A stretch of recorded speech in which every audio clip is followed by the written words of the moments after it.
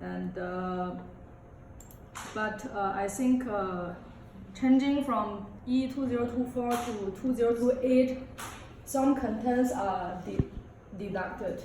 So basically, if you look at 2024 paper, some of them maybe you don't know what's that talking about, because we have deducted the contents that are no longer examined in the paper.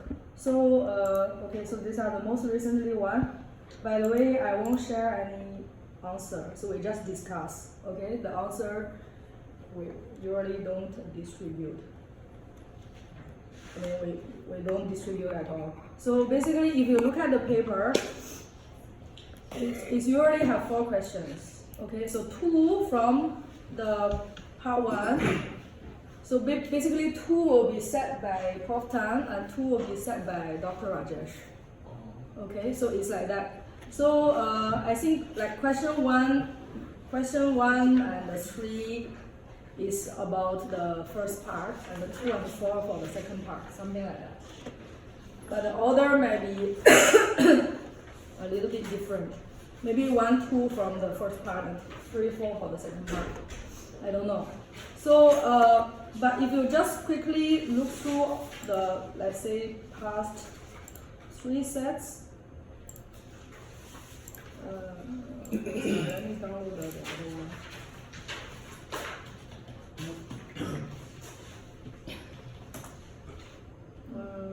This one, right? Okay, the latest one, this one.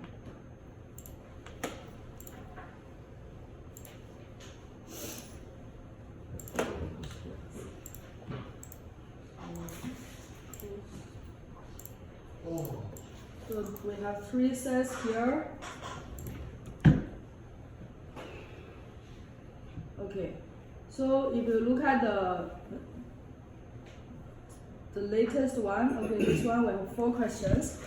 So you see part 1 is basically the assembly instruction. Okay, simple ones. These are testing your addressing mode, right? Can you see it?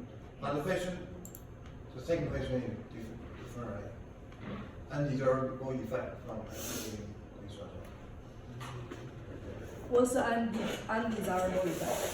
So memory address is not ready. The memory address that you assign to R1 does not exist in the memory. Why not? Other thing I cannot think of. What to be done? But the whole thing here is talking about the assembly, right? So the part 1 is basically the assembly, and part question 2 as well. And you can see that here is very similar with the tutorial question. And basically here requires you to write an assembly program. So at least one question for sure is to write a program. Okay? So the question is given, just write a program. Okay, so basically this one is to ask you to flip the bits. Same like the tutorial question, but you are not allowed to use the carry flag in the RRX, which means the method we discussed in the tutorial is not able, shouldn't be used here. You should use the other way. Okay, and then like tutorial 2 is, question 2 is about the interrupt. Okay, so basically this is from the second part, right? It's asking you the interrupt, like how to set the priority bits, okay? And like some registers involved for priority setting, okay? For example, if you want to mask some of the interrupts. So I will go into detail later. And then also here is like the UART part, like sometimes the calculation, sometimes for the speed, like to transmit, let's say, 40 characters, how long do you need to wait if you are using blocking or non-blocking? So basically it's testing you whether you understand the entire structure of the UART or not, and whether you understand the difference between non-blocking or blocking or not. So if you look a few set of the question, you can see some common questions over there, okay? And topics over there. Okay, for example, D is for the I2C. So based on my observation, okay, I square C, UR, interrupt, these are the like very important thing for the second part. Okay, every year they will be tested. Okay, and then yeah, this one also for UR. What's happened if, let's say, also something, some characteristics about the UR of the I square C. Okay, and then, okay, question 3 again. It is a part 1 question. So GPIO, right? Part 1, the last part, you are discussing the GPIO, like how to set the pin to the correct function, right? For example, every pin you have 4 functions, right? GPIO you need to set to function 0, right? And you also need to set the direction. Remember, whatever you key in the init GPIO, right? You key in the init GPIO. Okay. So, and also here, it's asking you to write a function to display your 7 segment to different numbers, basically from 5 to 0. Okay, so again, something about the 7 segment, okay? So this one is also for part A, for part 1, and then last one is a very big one, okay? Last one is usually a very practical example to use UR, okay, or I square C. So basically, last question requires a lot of reading and also understanding. Okay, so this one will take some time. This one is not difficult, but you need to like read all the questions. You can see question 4 has this, has all the registers, and here are the questions. So before you go through the real questions, you need to read 3 pages at least. Okay, that's the idea. And if you look at the one more before, okay, so this is 1 year ago, okay. So again, question 1, okay, this one is asking you basically again to write a assembly program to do the calculation, something like this. So this is actually our last semester's assignment 1. Okay, last semester's assignment 1. So basically, one of the question has the same amount of okay. You will write amount of code about equivalent to your assignment 1. You know, your assignment 1 become like a quarter of your paper. Okay, the difficulty will be somewhere there, and the length also somewhere there. Okay, so basically it requires you to be very familiar with assembly instruction now. Okay, and then question 2 again, and you see that it's about interrupt. Right, it's about interrupt. This question 2 also from the second part. You see list the preamp priority and sub-priority levels, blah blah blah, and 2 interrupt, and like each one. This one is basically drawing the form, like drawing the waveform, like our tutorial. Which interrupt request coming, and the other one is coming at what time. Okay, you see it's like 1, 4, 5, 6 milli time, and you need to draw your processor mode, something like that. Okay, so you forgot about it, okay.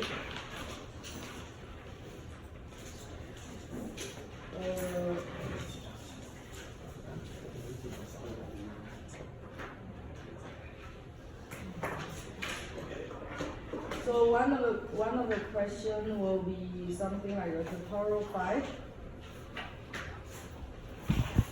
So basically, it's asking you something about this. Okay, means there are, let's say, 2 or 3 interrupts coming, and okay, you will draw simpler waveform, not this complicated one. Okay, but simpler. The idea will be exactly the same. Like you have here you have 2 interrupts, but in the question, okay, here you also have 2 interrupts. But for the last semester's question paper, it has 3 interrupts. And it will tell you, okay, it will come in, for example, for this case, it will come in at t equals to 2. Okay, for example, here.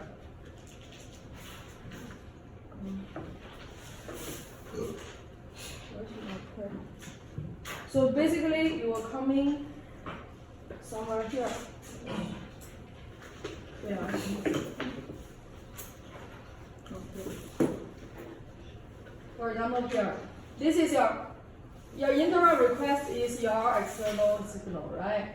So let's say your device 1 is informing your LPC that okay, there's a request you need to handle. So it's happened at this moment. Okay, and let's say interrupt 2 give you the signal at this moment. So the T here will be 2. Okay, and then T for the second interrupt, it will come in at this moment. Then it will ask you to draw what's happening for your processor, on your processor. Something like that, okay, this type of question. Here. Okay, and then also you need to be familiar with I2C, SDA, and SCL signals. Okay, this is also another very commonly happens question. Okay, this is your tutorial. Okay, tutorial 4, something like this. Okay, ask you to draw this. Ask you to draw this. Okay, but this may not be given. Actually, this is also not given in the tutorial. I draw this out because in the previous question, we have derived this. We have understood this. So your tutorial question, tutorial 4 is actually kind of like building up from question 1 through 3. Okay, then when we were working on question 4, it's quite straightforward that we know this already. But in the exam, okay, it will directly jump into question 3, ask you to draw this, something like that. So you need to firstly understand like what kind of bytes you need to send from the master to the slave, right? For example, every time when the master wants to talk to one slave, it needs to send the slave address because there are many slaves connected to the same SDA and SCL, right? And then the second byte you send is usually the slave's register address, like which register inside that particular device you want to modify. Okay, this is also a very common question.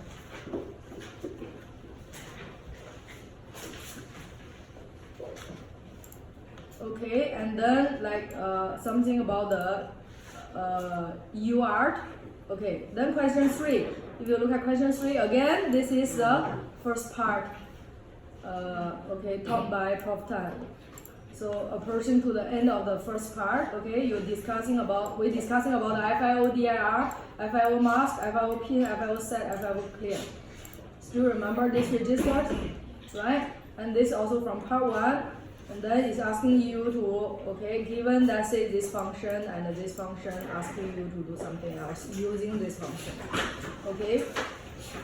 And then like the port, okay, pin this one are connected to the ground and system, what's the output of the function? Read value, okay? This all testing whether you understand these registers or not, okay? And then question 4 again, you see you need to understand the entire story. Okay, so it's basically a application question. Okay, so it's using in the autopilot system. Okay, so some registers are given. Okay, this is using I2C. And then you need to work on these questions before. Before that, you need to read all the information here. Okay, so question 4 is really a application question. So I just want to show you the format. Okay, you see for the last one, because you need to work on the UART, so the registers are already given. Okay, so the registers for line status registers, each bit is used for what kind of purpose? Okay, these are all mentioned in the lecture, right? So you should know like at which moment, what's the usage of each bit here? What's the usage of them? Actually, if you have time in the exam, you can read, but you shouldn't like start to learn during the exam, right? It should be like something you already know, but you didn't memorize it. But in the exam, once you read this, you recall what's happening in the lecture, right? That's the idea. So And again, so basically what I want to show here is the structure is very clear. Okay? The organization of the paper is very clear.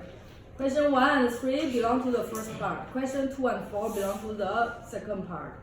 And basically question 1, 2, 3 are all, I would say, quite fundamental. Basically are all mentioned in the lecture directly. But question 4 is application. A little bit difficult.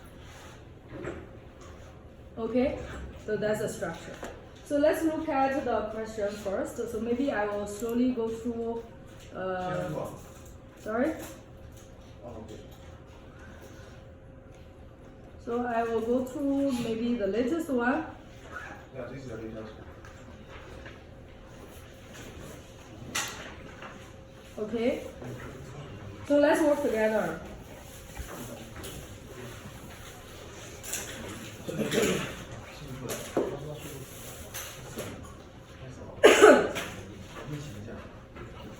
So register contents in the ARM system on chip are showing this.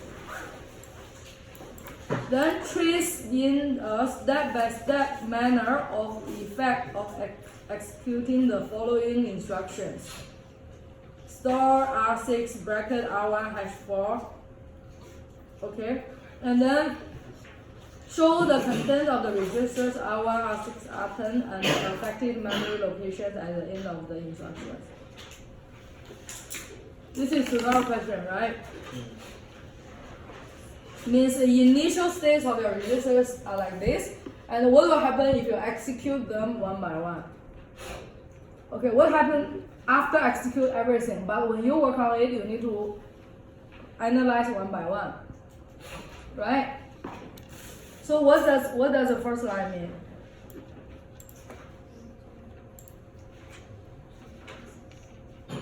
Okay, so okay, maybe let me use my.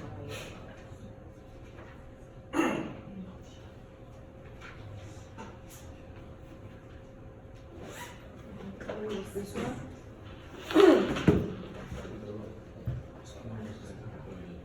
So, okay, some general idea about the assembly. Okay, so the assembly, we learn a lot of instructions. So the most common ones you need to remember, okay? How to write ADD, addition, ADD, right? Subtraction, SUB, multiplication, division.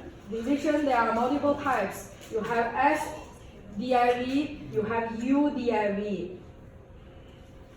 Right? Some of you use this tool, but you don't understand what's the difference. What's the difference of S and U? Sign and unsigned. Okay, so basically it's doing either like magnitude or that sign number. Okay, so that's the difference. And then like all this, okay, you also have and, you also have or. How to write or? Okay, and you have all of this, okay, and what we call all this are data processing instructions. Means after them you must have the registers. Okay, let's say RD, R1, R2, and R3. After your operation, okay, here are all should be all registers or immediate value. Okay, 10, that's it. Okay, only registers or immediate value. You cannot write anything else. Okay, no bracket, no data from memory, no. Okay, always remember, data processing is something happens within your processor. Okay, and then this is one type, and you have memory instruction, which means when you are trying to transfer data from memory to processor. Okay, you can imagine memory is a big library and the processor is your small room. Okay, you only use a book when you want to use it, right? So that's the moment you borrow it from the library. So basically memory is much larger than processor. So basically the data transfer between this one and your processor must be done by your memory instructions. What are memory instructions? LDR and SDR only. Okay, only these two. And how to write something behind it? There are multiple ways to write behind it. Right? How many ways? If you look at the tutorial, we have gone through. I think I summarized it in the tutorial. Here. Right? When you write LDR and STR, basically you are getting data from memory or putting data back into the memory. So you must know the address of the memory, right? So how to write whatever behind is a way how you address the memory. Okay, so there are multiple ways for addressing the memory. You can do offset mode. Okay, means you have bracket and you have value here. And you can also have pre-indexing and post-indexing. Okay, so basically pre-indexing means you are going to calculate the address first before you move the data. Okay, so remember how we did this? If R3 has a value and then offset is an immediate value, right? Let's say R3 is 10000000, and then let's say offset is 4. Then what you are doing is you multiply these two together, and this is the destination. Okay, this is a memory location that you should retrieve your data or store your data. Okay, so you must calculate the address first. That's why we call it pre-indexing. Okay, and you have post-indexing. Means again here, if R3 is still this value 0x10000000, and the offset is 4, what do you need to do is you need to move your data first. You directly go to the address mentioning by your R3, get the data or store the data over there. After that, you calculate the address or you calculate the new value of R3. So basically for pre-indexing and post-indexing, after you run this and this, your R3 value is updated. Okay, your R3 value is updated. But for this one, your R3 value is not updated. Okay, for the offset addressing mode, your R3 is not updated. So you see these three are quite similar. Okay, the format is quite similar. Don't get confused with them. Okay, and sometimes you also write load R2 label. Okay, this is the moment that you already know where is your data. That's the label is already here. You gave a name already, and the data is stored here.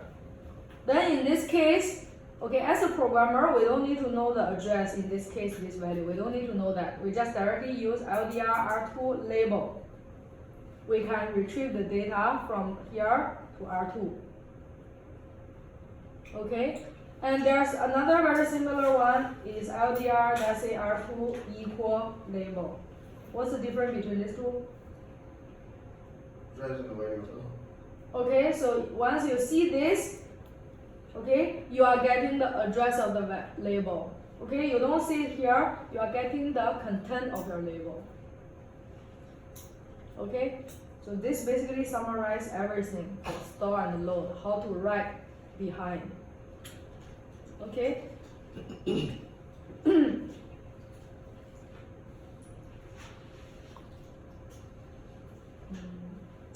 where is my? Okay, here. Okay, then you have. Okay, so basically you have BP, you have the memory instruction, and the last one is a branch. Okay, so there are three types. Okay, and then, okay, so quickly for branch. Okay, branch you write B something, right? B you can say start, you can jump to start. Whichever line that you label as start, right? And you also can put some condition after B. For example, you can write BNE, BEQ, BGT. Okay, so the suffix after B, they are conditions. So basically this condition, if you ever write B, let's say BEQ, Okay, whenever you see this, you need to check one more line. Okay, maybe just right in front of this instruction, there should be one additional instruction that setting the flags. Okay, so BEQ, BNE. So if you look at the lecture notes, okay, so you have a list, you have a table. Okay, sometimes this is also tested. So you have